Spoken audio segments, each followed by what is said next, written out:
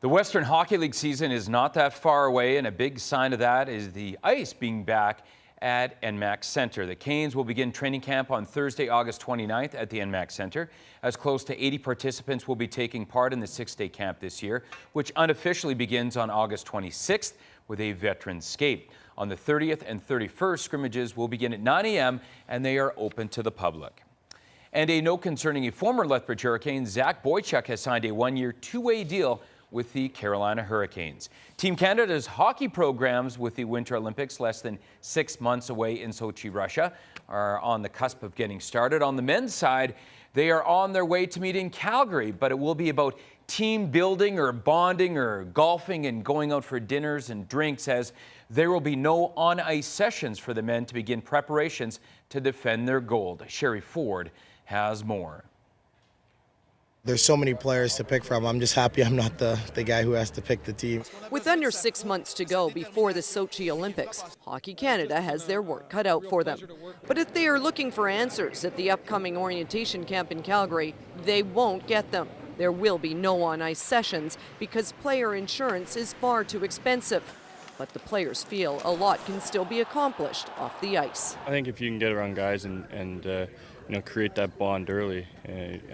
Obviously we're not on the ice to get to know one another and whatever, but to be around everybody, to get to know everybody's personalities, different things like that.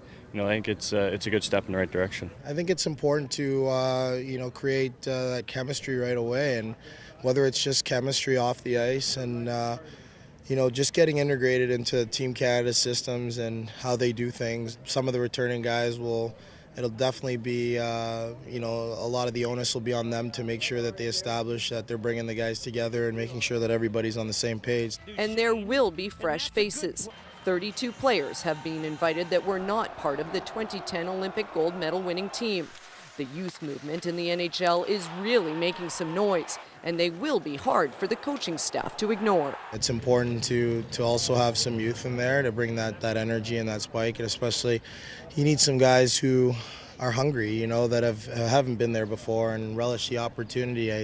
I think that whenever you put on a Team Canada jersey, you're never complacent. You always want to win. With the Sochi Games being played on a larger Olympic-sized ice surface, Team Executive Director Steve Yzerman says skating will be key in defending the gold medal. He says that will weigh heavily in their final decisions on putting the team roster together. It's a different game on big ice. I've played on it before in World Championships, World Juniors, things like that, but it is a big change, and you're going to have to adjust to different roles and do different things, and the players that are going to make that team are going to be the guys that can adjust and can play in different situations. There's a certain way that Team Canada is going to want to play, and